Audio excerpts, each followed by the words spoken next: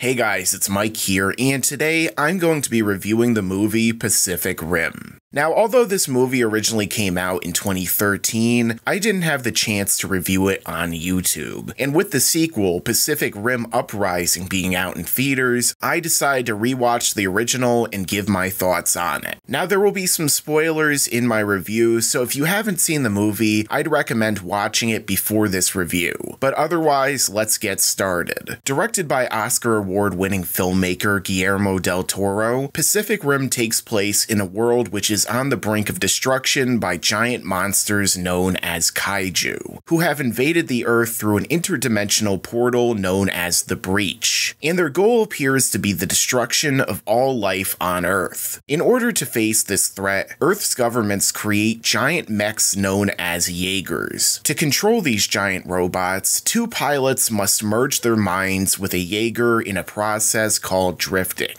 where the minds, memories, and even past traumas are experienced by both parties. Pacific Rim follows the story of Jaeger pilot Raleigh Beckett, played by Charlie Hunnam. Once a top pilot working to stop the Kaiju invasion, Raleigh had a tragic experience where his brother was killed during a battle with the Kaiju, and his Jaeger was destroyed in the process. As a result, we find him as a down-on-his-luck construction worker who is working on a wall which will supposedly keep the Kaiju out, but is totally useless in reality.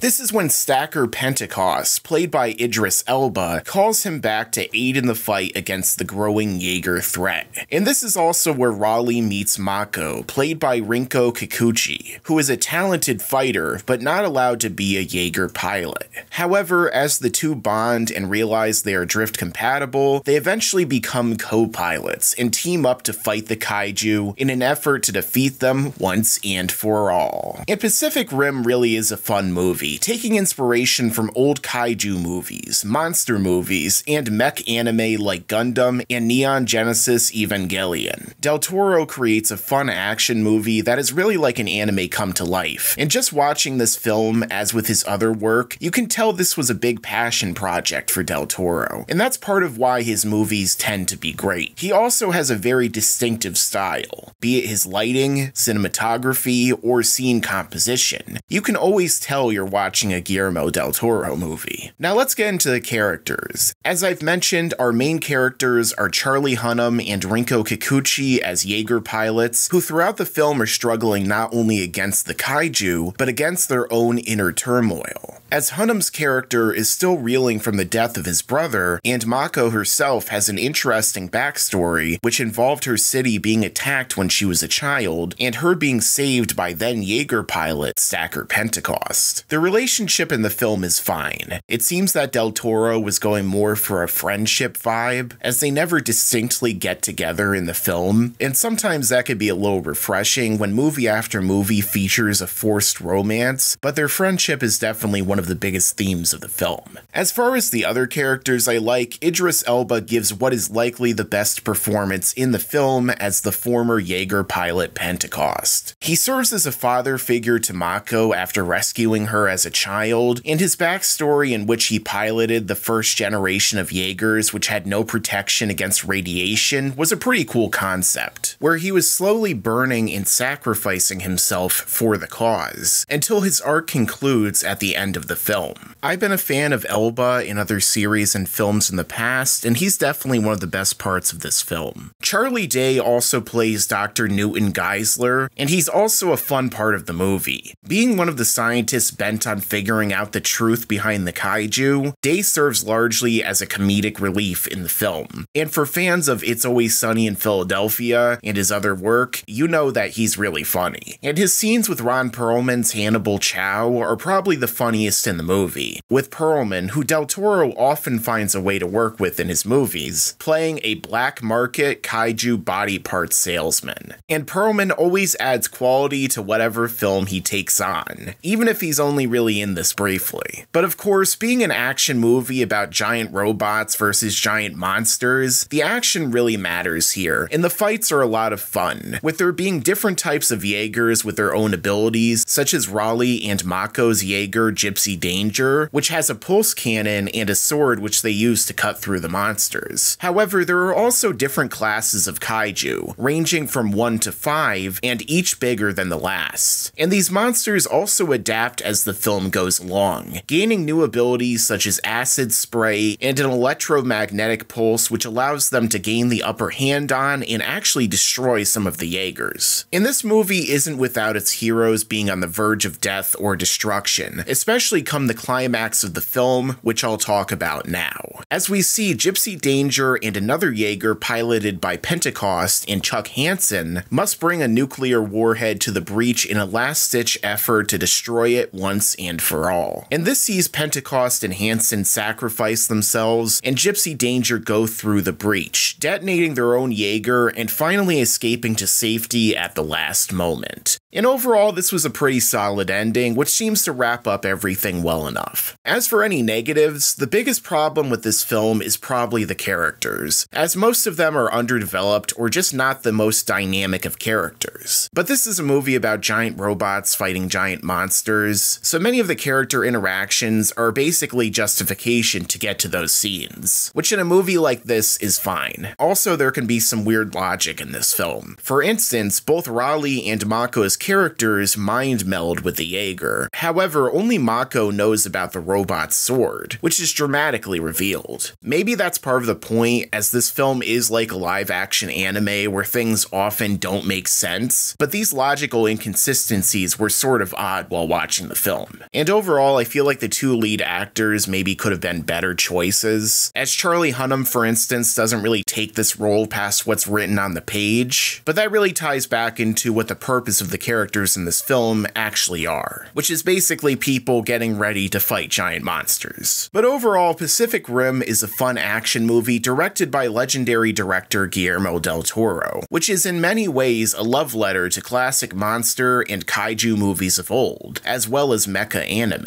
This film has been a little polarizing since its release, but if this is what you're looking for in a movie, then you're bound to enjoy it. It's not really Del Toro's best movie, but it's a lot of fun and I would recommend checking it out. And if you do, make sure to stick around for that mid-credits scene after it's over. I'm going to give Pacific Rim a 7 out of 10. So what did you guys think of Pacific Rim? Let me know in the comments down below. And are you interested in checking out Pacific Rim Uprising, or have you already watched it? Let me know in the comments. And if you like this content, stick around, because there's a lot more to come in the future. Make sure to subscribe to this channel and enable notifications so you could see all of my content right away when it comes out.